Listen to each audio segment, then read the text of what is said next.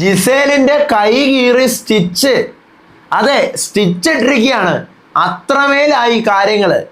അത് മാത്രമല്ല, അപ്പാനി വീണ്ടും തറവേല കാണിച്ചുകൊണ്ട് അനുവിൻ്റെ പിറകെ നടക്കുകയാണ്. It's A game. ഇറിറ്റേറ്റ് ചെയ്യാം, പറയാം. പക്ഷെ പേഴ്സണലി ഭയങ്കരമായിട്ട് അപ്പാനി വീട്ടിൽ ഇരിക്കുന്നവരെയും അതുപോലെ തന്നെ കുറേ കാര്യങ്ങൾ അനുവിനിരുന്ന് ഇഷ്ടം പോലെ പറയുന്നുണ്ട്. ലൈവിനകത്ത് ഇപ്പം നടന്നുകൊണ്ടിരിക്കുന്ന ഒരു 1.5 മണിക്കൂറായിട്ട് അപ്പാനി അനുവിൻ്റെ പിന്നാലെയാണ്. മെയിൻ അനുവിനെ വായി തോന്നുന്നത് മുഴുവൻ വിളിച്ചു വാരി പറഞ്ഞ് അനുവിൻ്റെ പാവയെല്ലാം പിടിച്ച് വാങ്ങിച്ച് എറിഞ്ഞ് അനുവിനെ പ്രൊവോക്ക് ചെയ്ത്, ശരിക്കും ഇത് പ്രൊവോക്ക് ചെയ്യാനുള്ള ഒരു ടാസ്ക്കാണ്. മീൻസ് മിണ്ടാതിരിക്കുന്ന ആൾക്കാർക്ക് അവരുടെ നേരെ വേറെ ആർക്കെങ്കിലും എന്തെങ്കിലുമൊക്കെ പറയാൻ കിട്ടുന്ന അവസരമാണ്. അവർക്കൊന്നും പറയാൻ പറ്റത്തില്ലല്ലോ.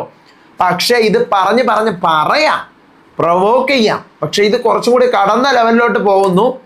അത് മാത്രമല്ല, നെവിൻ സംസാരിക്കുന്നുണ്ട്, ബിഗ് ബോസ് വാൺ ചെയ്യുന്നു. ഇനി അടുത്ത് ബാക്കി ഗ്രൂപ്പുകൾ ഇനി 4 എണ്ണം കൂടെ ഉണ്ട്. 3 പേര് ഔട്ടായി. അപ്പോൾ ആ 4 ഗ്രൂപ്പുകളുടെയും പ്ലാനിങ്ങുകൾ, ഇവർ നമ്മുടെ കൂടെ നിൽക്കുമോ, അവർ കൂടെ നിൽക്കുമോ, ഇനി എങ്ങനെയാണ് വിഷയങ്ങൾ എന്നൊക്കെയുള്ള സംസാരിച്ചുകൊണ്ടിരിക്കുകയാണ്. എന്താണ് ലൈവിൽ നടന്നുകൊണ്ടിരിക്കുന്നത്? 2:30 മുതൽ 4:15 വരെയുള്ള ലൈവ് അപ്ഡേറ്റുമായിട്ടാണ് ഞാൻ വന്നിരിക്കുന്നത്. So welcome back to Ansif moonlight media. I am Ansif. അപ്പോൾ ഈ പറയുന്ന പോലെ അനുവിന് ടാസ്ക് കൊടുക്കുന്നു. അനു ഒരു അക്ഷരം പോലും മിണ്ടുന്നില്ല. അങ്ങനെ നടക്കുവാണ്. അപ്പോൾ അനുവിൻ്റെ പിന്നാലെ തന്നെ അപ്പാനി തുടക്കത്തിൽ നേരത്തെ കരിപ്പോട്ടി എന്നൊക്കെ പറഞ്ഞ് കൂടിയിട്ടുണ്ട്. അതിനുശേഷം പിന്നീട് അനു, എടി നീ അങ്ങനത്തെവളാണടി, നിന്റെ മുഖം അങ്ങനെ ഇരിക്കുന്നു, നിന്റെ കണ്ണിങ്ങനെ ഇരിക്കുന്നു എന്നൊക്കെ പറയാണ്. ശരിക്കും അതെല്ലാം ബോഡി ഷേമിംഗ് ആണ്.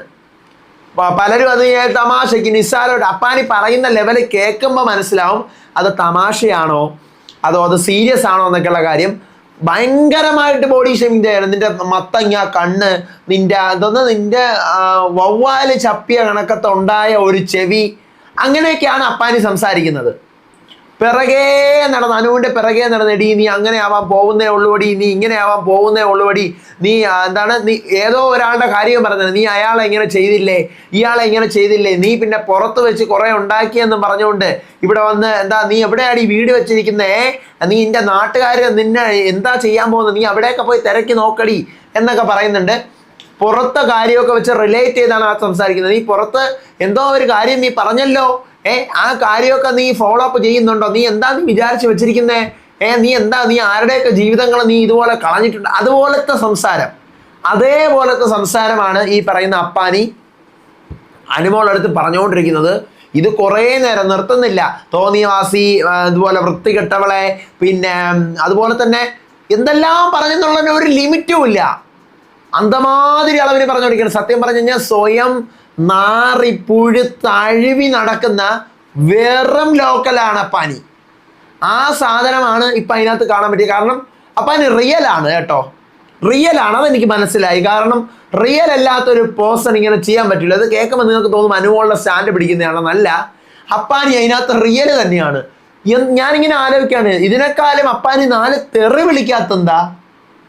അന്ന് ഒനിയിൽ സംസാരിച്ചപ്പോൾ നമ്മൾ പറഞ്ഞില്ലേ, അതിൻ്റെ വേറൊരു വെർഷൻ എന്ന് പറഞ്ഞാൽ ആ പെങ്കൊച്ചിനെ പറയാനൊരു വേർഡ് ഇനി ബാക്കിയില്ല.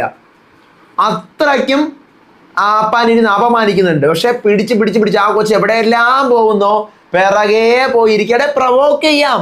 ഈ ബിഗ് ബോസ് വീടിനകത്ത് വന്നതിനെ കുറിച്ചിട്ട് പറയുന്നുണ്ട്. അതൊന്നും ഞാൻ പറഞ്ഞല്ലോ, പ്രൊവോക്ക് കുറച്ച് കാര്യങ്ങളൊക്കെ ഈ പറഞ്ഞ വീട്ടിൽ വന്ന് നീ കരഞ്ഞൊലിപ്പിക്കുന്നത്, നീ റിയലായിട്ട് നിൽക്കുക, ആ പാവയെ വെച്ചുകൊണ്ട് നിൽക്കാതെ, നീ പലരെയും കൂടെ അങ്ങനെ പറഞ്ഞില്ലേ, പലരെയും കൂടെ നീ ഇങ്ങനെ പറഞ്ഞില്ലേ, പുറത്ത് നീ അവിടെ പോയി കിടന്നുണ്ടാക്കിയ പോലെയാണ് ഇവിടെ എന്ന് വന്ന് കരുതിയോ, പിന്നെ അങ്ങനെ മാത്രമല്ല ഇവൾ പറഞ്ഞ കഥ, അവളുടെ പേഴ്സണലായിട്ടുള്ള കഥയെ കയറി പിടിക്കുന്നു.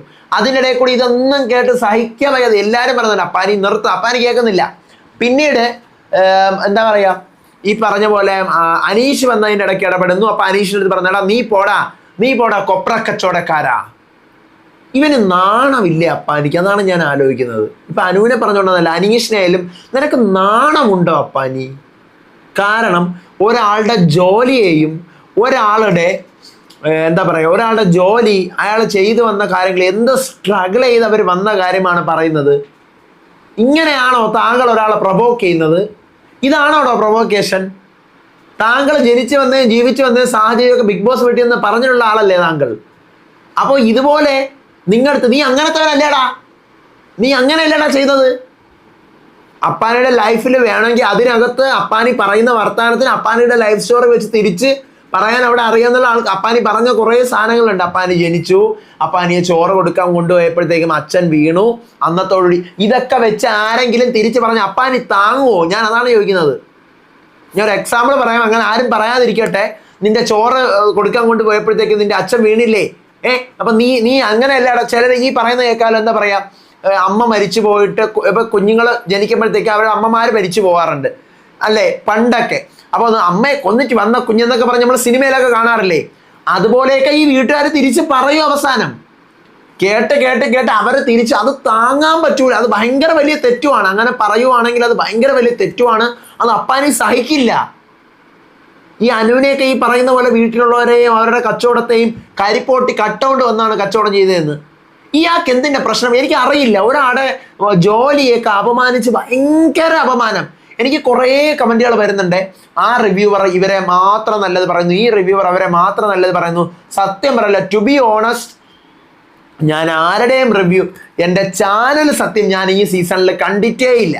എനിക്കറിയത്തില്ല, എനിക്ക് അതിനുള്ള ടൈം കിട്ടുന്നില്ല. കാരണം ഞാൻ വീഡിയോ ഇട്ടുകൊണ്ടിരിക്കുക.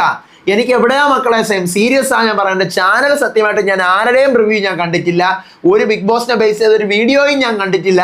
എനിക്ക് കാണാനും നേരമില്ല. എൻ്റെ ബെസ്റ്റ് ഫ്രണ്ട് വരെ അടുത്തൊരു ചാനൽ ബിഗ് ബോസിനെ കുറിച്ച് തുടങ്ങിയിട്ടുണ്ട്, ബിഗ് ബോസിനെ പറ്റി. അതുപോലും കാണാൻ എനിക്ക് സമയമില്ല സത്യം. ഓക്കെ, അത് നടന്നു വരുന്നു. അതിനുശേഷമാണ് അനീഷിന്റെ കൊപ്ര കച്ചവടത്തിനെയും ഒക്കെ അവഹേളിച്ച് ആക്ഷേപിച്ച് വിടുവാണ്. ദെൻ പിന്നീടാണ് ജിസേല് ഈ കൺഫഷൻ റൂമിൽ കയറി പോയിട്ട് കയ്യിൽ സ്റ്റിച്ച് ഇട്ടുകൊണ്ട് ഇറങ്ങി വരുന്നത്. അത്രമാത്രം അപകടമാണ്. തലയിലൊരു പ്ലേറ്റ് ഒക്കെ വെച്ചുകൊണ്ടാണ് ജിസേൽ നടന്നത്. നേരത്തെ ആ പ്ലേറ്റ് കയറി കൊണ്ടതാണ്. പക്ഷേ അത്രമാത്രം കയ്യിൽ സ്റ്റിച്ച് വീഴാനായിട്ട് മുറിഞ്ഞാൽ പോരാ, കീറണം. കൈ കീറിയാലാണ് സ്റ്റിച്ച് വീഴുന്നത്. സ്റ്റിച്ച് എന്ന് ലൈവിൽ പറയുന്ന സാധനം മ്യൂട്ട് ചെയ്യുന്നുണ്ട്. എന്തിനാ? അതായിട്ട് ഇനി എന്തിനാ മ്യൂട്ട് ചെയ്യുന്നേ? കൊള്ളാം. എന്തായാലും ഇനി സ്പൈക്കുട്ടൻ വരാനുണ്ട്. അതിൻ്റെ ഒരു പ്രൊമോ ഒക്കെ വരും ഉടനെ. സ്പൈക്കുട്ടൻ ബിഗ് ബോസ് വീടിനകത്ത് കയറുന്ന ഒരു പ്രൊമോ, നവിനേട്ട് ഒരുപാട് ഉപദ്രവിക്കുന്ന ഒരു സാധനമൊക്കെ ഉണ്ട്. അതെല്ലാം വരും. അപ്പം അടുത്ത ലൈവ് അപ്ഡേറ്റുമായിട്ട് ഞാൻ വരാം. എന്തായാലും അപ്പാനി കാണിക്കുന്നത്, അപ്പാനി നിങ്ങളുടെ നിലനിൽപ്പ് അത് ഭയങ്കര ബുദ്ധിമുട്ടാകും. എനിക്ക് അപ്പാനി അടുത്ത് ഒരു പേഴ്സണൽ പ്രശ്നങ്ങളും ഇല്ല. ബിഗ് ബോസിനകത്ത് കാണിക്കുന്ന കാര്യങ്ങളാണ് പറയുന്നത്. ചൊറി നാറി പുഴുത്ത വേലകളാണ് കാണിച്ചുകൊണ്ടിരിക്കുന്നത്. വെറും മോശം. ഇത് കളിയല്ല, തമാശയല്ല, വെറും മോശം സാധനമാണ് നടന്നുകൊണ്ടിരിക്കുന്നത്. വീട്ടിനകത്ത് പലരും പ്ലാനിങ് ചെയ്യുന്നുണ്ട്. നമുക്കിനി അവരവർ നമ്മുടെ കൂടെ നിൽക്കുമോ, ഇവരെ നമ്മുടെ കൂടെ നിൽക്കുമോ, ആർക്കൊക്കെ ഒരുമിച്ച് കളിക്കാം. സത്യം പറഞ്ഞു കഴിഞ്ഞാൽ ബിഗ് ബോസ് ഇനി അടുത്ത റൗണ്ട് വരുമ്പം ഔട്ടായി പോയ ടീമുകൾക്ക് വേറെ ടീമുകളെ സപ്പോർട്ട് ചെയ്യാമെന്നൊരു ഓപ്ഷൻ വെക്കണം. സാധാരണ വെക്കാറുണ്ട്.